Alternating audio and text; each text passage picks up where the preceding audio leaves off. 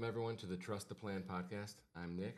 And I'm Preston. Preston, that's a nice new Peak polo you got there. Penguin, huh? Yeah, the whole Peak staff got this new swag. Looks breathable and everything. Yeah, I love it. Looks good. Looks good. All right, today we're talking about private investments in your 401. So what does this mean, private investments? Yeah, it can be, just in general, the term means investments that aren't openly accessible to everyone on the market. But examples would be like private equity, private credit, private real estate. So they're not traded. So there's some illiquidity. Right. Okay. And illiquidity means, by comparison, a stock or a mutual fund or an ETF, when you press the sell order, it's either selling immediately or later today. So Right. daily liquidity. Illiquidity, maybe it's a monthly liquidity or quarterly liquidity. And that means if today's, the 15th of the month, I can't sell until the 1st of the next month. Right. Or sometimes it's even the first of the next month if it's quarterly. That's right. That's right. And so how would this work with 401s, with illiquid investments, and why would we want to do this? So first of all, what worries me is that someone looks at some historical returns and says, oh, this fund or this interval fund or this program looks really great. It's got great track record. I'm going to put all my money into that, right? We see people doing that with their 401s, which scares me.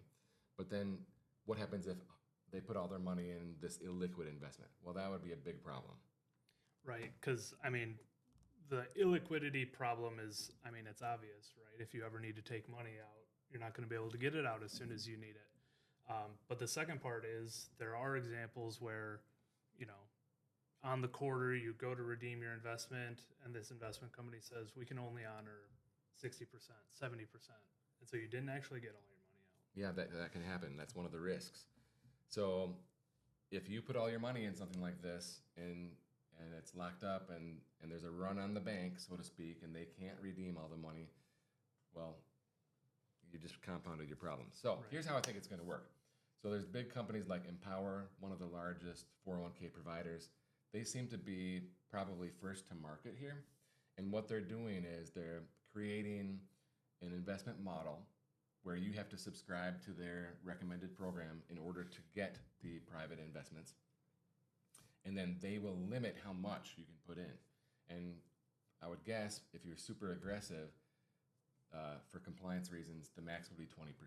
Okay, so that's what we see across the industry. And so you subscribe through the Empower Managed program. I'm not sure how much that will cost. And then you kind of turn it over to them. Okay, so you're no longer making your investment choices. Kind of like if your IRA were with us, you're hiring Empower as your manager, and they're allocating to the private investments. So I would suspect what they're going to roll out are some private credit funds, private real estate funds, maybe private equity.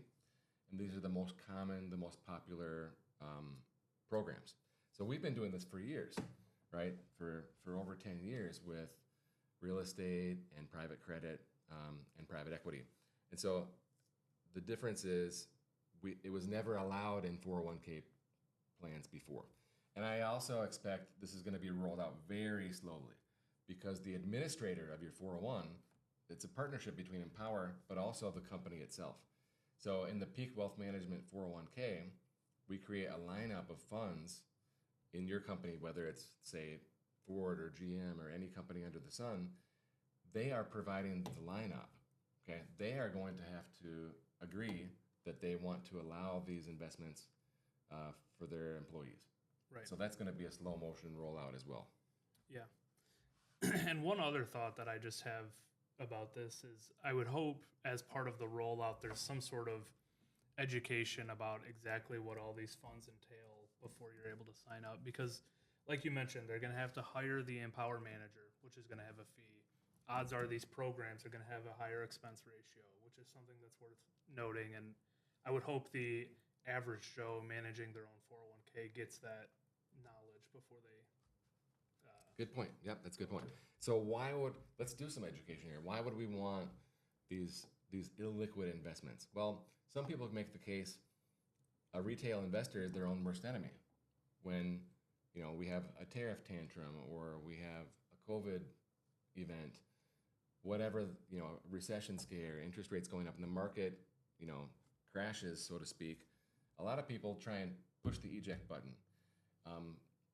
We help people with their emotions during those times, but when there's a 401 and you log right in and you're in charge, people tend to be more active than they would if they have an advisor, and the advisor can help manage that account in the bad times. Well, they're logging in, they're making emotional decisions, okay? And when you can't sell, it prohibits you from making that bad decision. Right. So that lockup, in essence, protects you from yourself, okay? Yep. So that's one thing. It's, to me, I guess, right? I'm not sold on that point. Here's where I believe the private investments add their value, and it's with diversification, right? If we look at the U.S. market, mutual funds, ETFs, stocks, what have you, the investable universe is mostly these blue chip companies, right?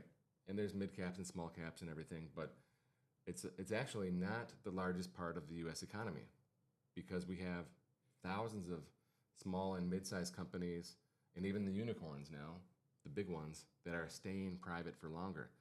So like in the 80s, there were way more public companies than there are now. So by not having any of these private investments, we're actually not able to invest in the largest part of the U.S. economy, okay? Right. So I like that. Yep. And then also, we're talking about diversifying by offering low correlation. And so real estate is a low correlation to stocks and a low correlation to bonds. The private credit, which is a form of more aggressive bond, actually has low correlation to stocks and bonds as well, interestingly. Mm-hmm. And private equity is the same way. So the goal is diversification, and the way that we get to the diversification is through low correlation. And these products, these asset classes, it's what they offer, low correlation. So I think it's nice based on diversification. The next thing I want to bring up here is this Wall Street Journal article from last week talking about how it's the worst idea in the world, okay? And so it's clickbait, right? Yep. But what they did, what the author of the article pointed out, were like two of the worst private credit funds that are out there, okay? Yeah. So they cherry picked some crappy funds, yeah, right?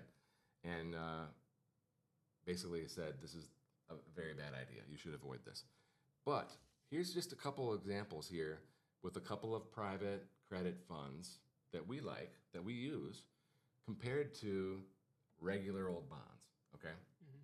So over the last 5 years, the regular bond index returned, on average, negative 3.6% per year. This is backwards looking, okay? We actually like regular bonds going forward because interest rates are up now.